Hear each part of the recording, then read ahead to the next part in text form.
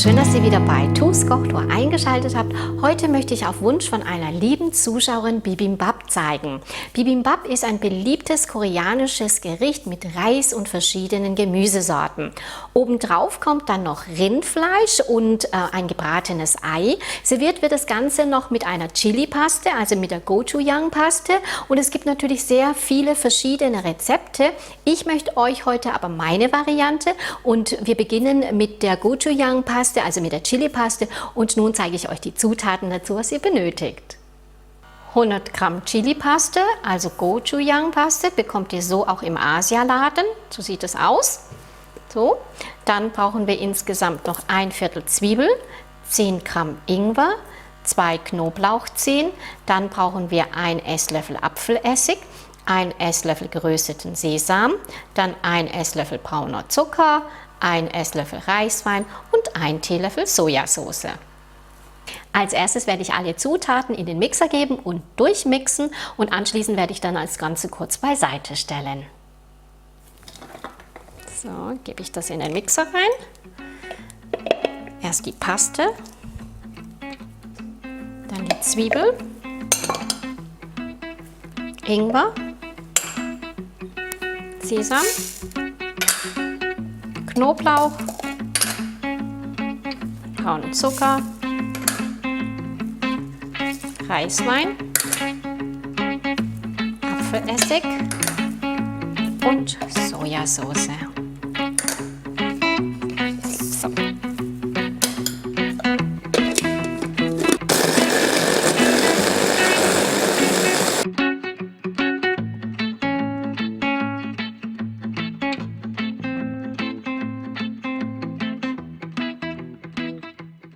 So sieht die Bibimbap-Soße aus und jetzt werde ich das Ganze dann auch umfüllen. So.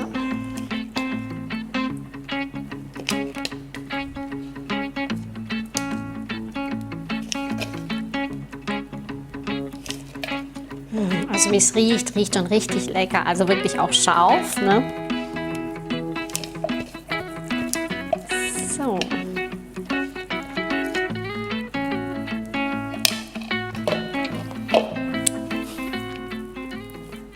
Als nächstes werde ich dann den Reis zubereiten und dafür benötigen wir brauchen insgesamt jetzt hier 500 Gramm Reis und 700 Milliliter Wasser.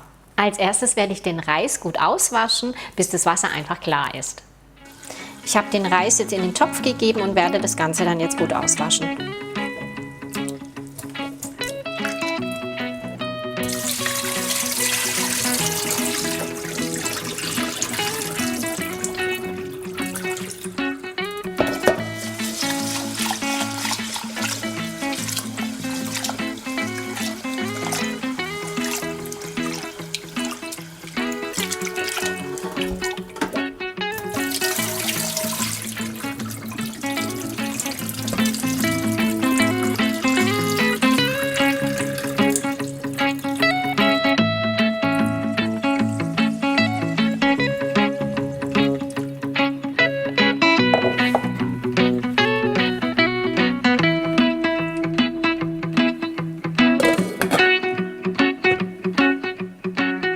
Den Reis werde ich jetzt zuerst bei mittlerer Stufe aufkochen lassen. Danach werde ich den Herd dann auf niedrigster Stufe herunterdrehen und für circa 5 Minuten dann köcheln lassen.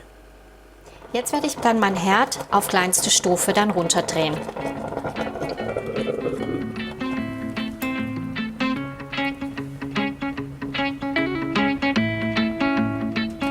Nach 5 Minuten sieht der Reis dann jetzt so aus. Ich werde jetzt dann anschließend den Herd abschalten und den Topf aber weiterhin auf dem Herd stehen lassen. Jetzt rühre ich das aber kurz um.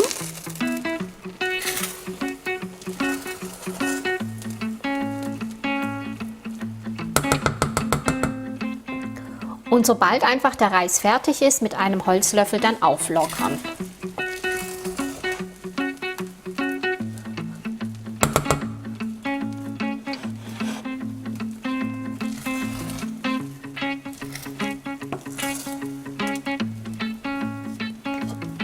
tue das aber auch wieder zudecken und so lasse ich es einfach stehen. Nun werde ich dann das Fleisch mit dem Knoblauch, mit der Sojasauce, mit dem Sesamöl und mit dem Honig dann marinieren.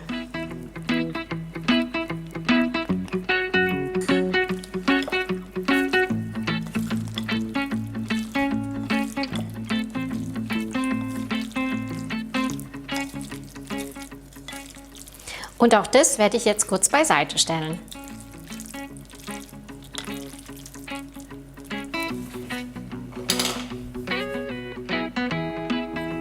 Als nächstes bereite ich dann das Gemüse vor und dazu benötigen wir insgesamt 200 Gramm Spinat. Dann habe ich hier eine Knoblauchzehe fein gehackt, einen Teelöffel Sojasauce und einen Teelöffel Sesamöl. Dann brauchen wir noch 100 Gramm Enoki-Pilze, so sieht es aus. Dann brauchen wir insgesamt noch 100 Gramm Sojasprossen, dann eine Zucchini, 2 Karotten, eine halbe Gurke, zuletzt dann noch Kimchi und dann noch 4 Eier. Natürlich könnt ihr auch an dieser Stelle anderes Gemüse nehmen, wie ihr einfach wollt. Als erstes werde ich jetzt den Spinat in einem Topf geben und für circa eine halbe Minute blanchieren.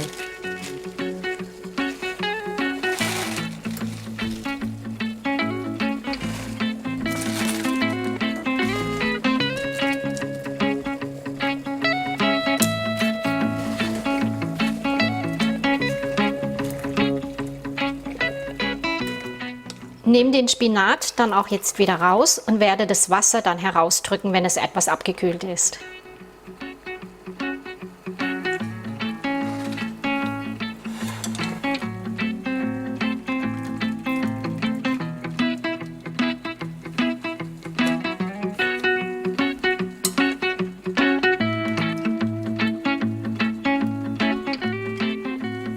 Sobald der Spinat jetzt auch etwas abgekühlt ist, werde ich jetzt das Wasser eben herausdrücken.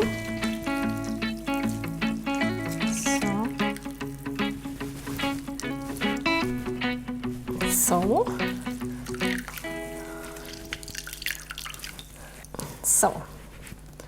Stelle das auch kurz zur Seite und werde dann meinen Spinat in mundgerechte Stücke dann schneiden. Also gerade auch so lassen und dann einfach so schneiden.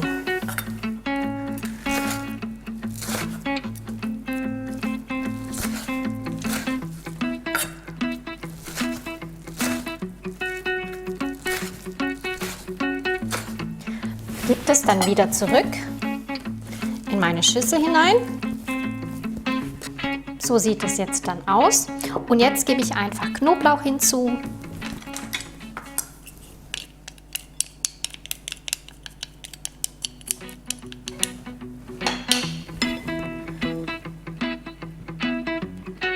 Sesamöl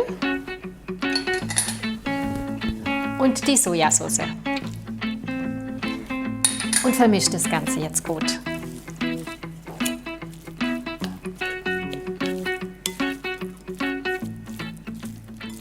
Lockere das Ganze jetzt etwas auf. Die sind ja so zusammengedrückt.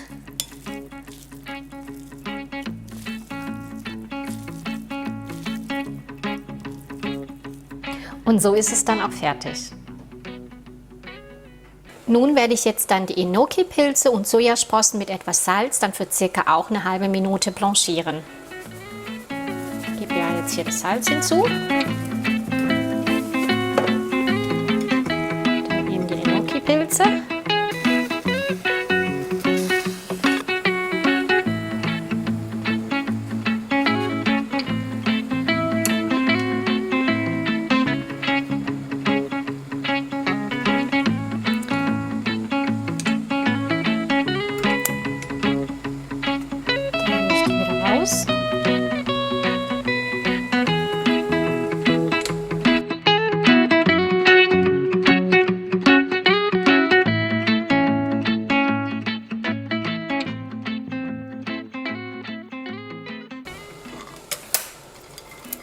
Als nächstes die Sojasprossen. und dann gleich herausnehmen dann auch.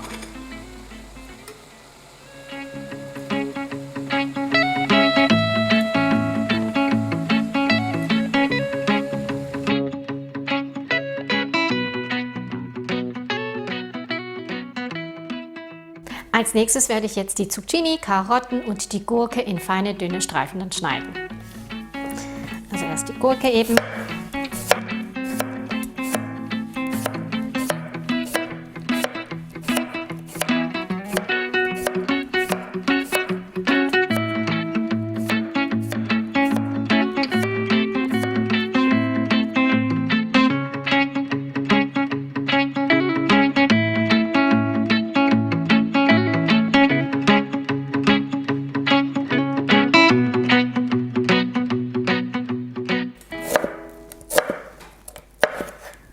So, gebe das jetzt in eine Schüssel rein.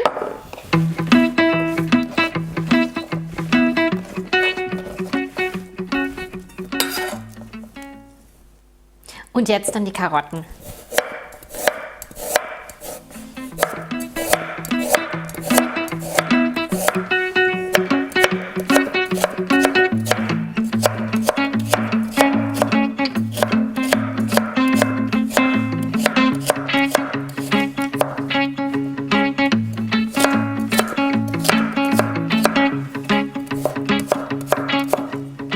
Auch die Karotten gebe ich jetzt in eine Schüssel rein.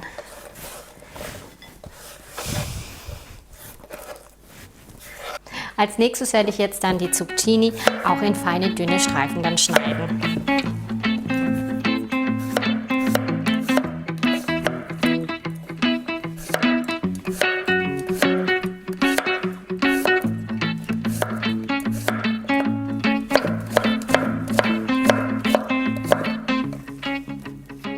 Jetzt lege ich die Zucchinis auch in meine Schüssel hinein. So.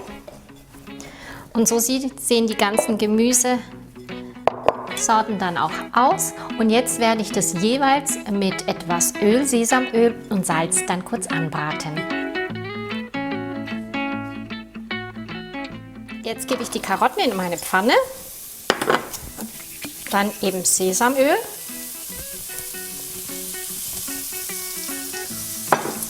Und etwas Salz und werde das Ganze dann vermischen.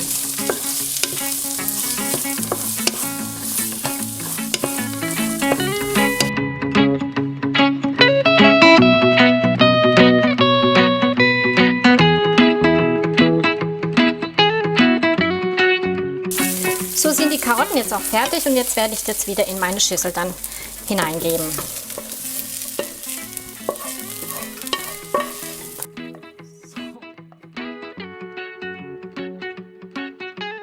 Als nächstes gebe ich dann meine Zucchinis in die Pfanne. Dann wieder etwas Sesamöl, etwas Salz und auch das brate ich kurz an. Die Zucchinis werden jetzt auch so fertig und jetzt nehme ich es auch vom Herd runter und gebe es in meine Schüssel hinein.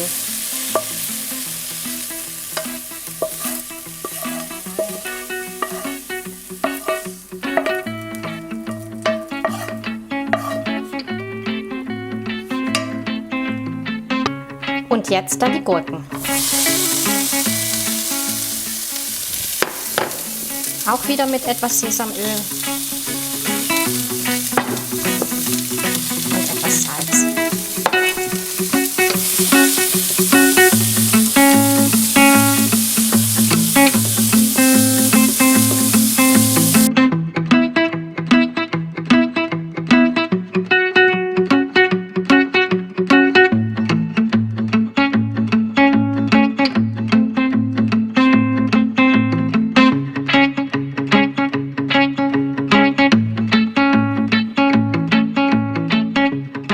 Nachdem ich mit dem Gemüse fertig bin, werde ich dann das Fleisch jetzt auch anbraten.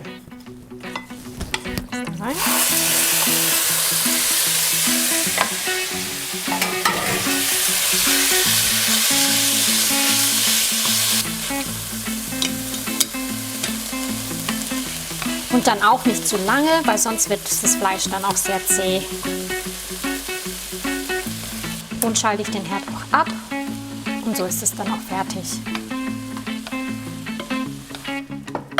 Auch das gebe ich wieder in meine Schüssel hinein.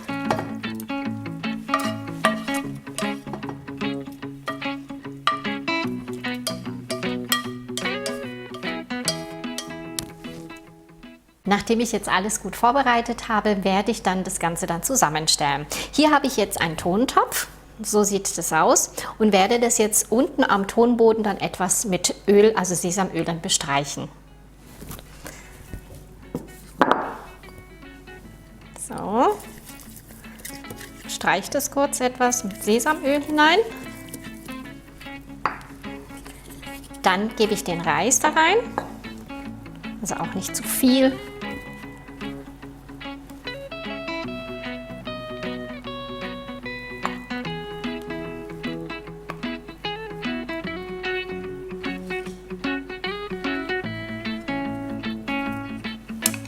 So.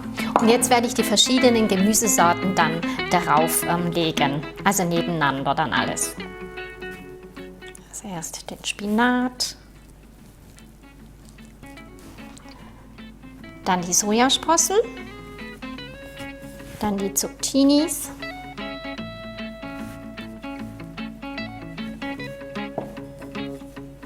dann die Karotten,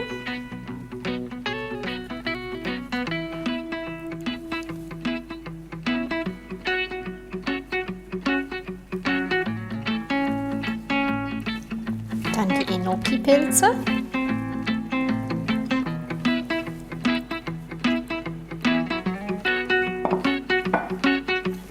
die Gurken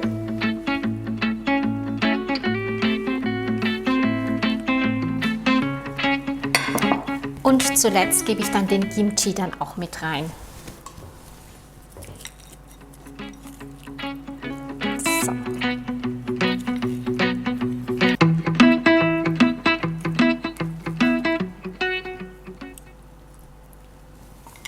Obendrauf werde ich dann das Fleisch legen.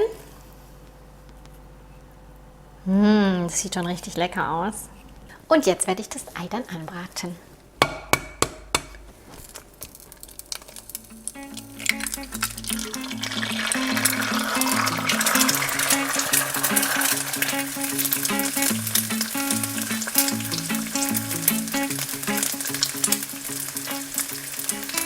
Sobald dann das Ei jetzt auch fertig ist, gebe ich das Ei dann oben drauf. So. Und wie ihr seht, oh, sieht das schon richtig, richtig lecker aus.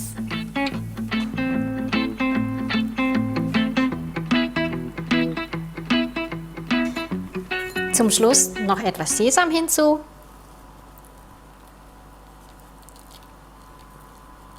Zuletzt werde ich dann die Chili-Paste noch darauf geben. Wer will, kann natürlich auch noch mehr darauf tun.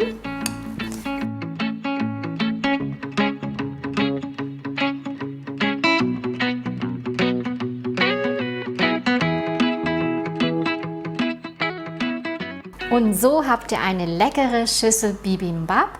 Ich hoffe, das Video hat euch gefallen und wenn ihr noch weitere Vorschläge habt, dann schreibt mir das einfach in die Kommentare und ich werde es auf jeden Fall dann nachmachen. Also, bis zum nächsten Video. Tschüss!